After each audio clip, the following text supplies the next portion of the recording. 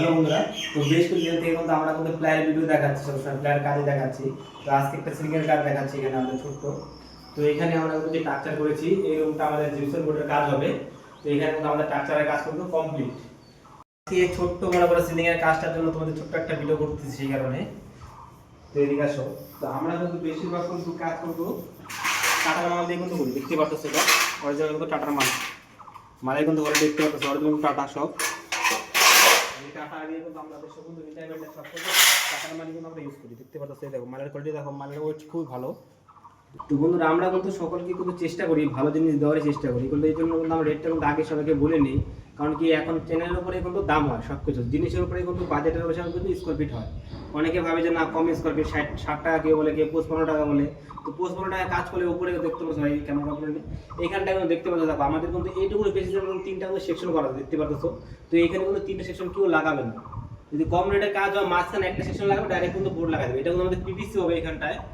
তো এরকম কিন্তু তিনটা ঘন ঘন সেকশন দিয়ে কিন্তু কিছু কাজ করবে না, আর এরকম ঘন কাজ না করলে কিন্তু সিলিং কিন্তু পড়ে যাওয়ার রিস্ক থাকবে। অনেকে দেখুন এখানে পড়ে যায় সিলিং।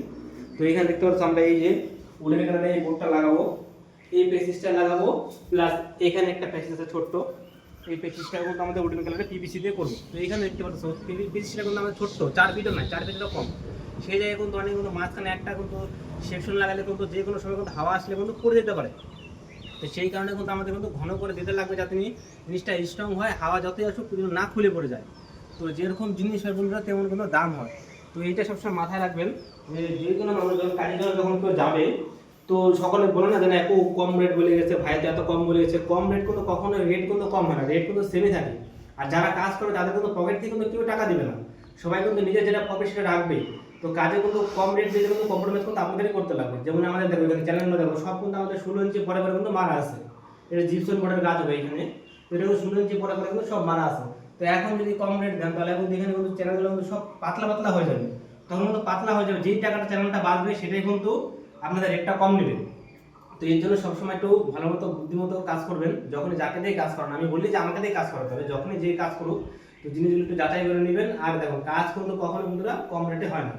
তো যেরকম আপনারা রেট দিবেন তেমন কিন্তু কাজ হয়। আশা করছি আপনাদের বলতে পারলাম। ধন্যবাদ।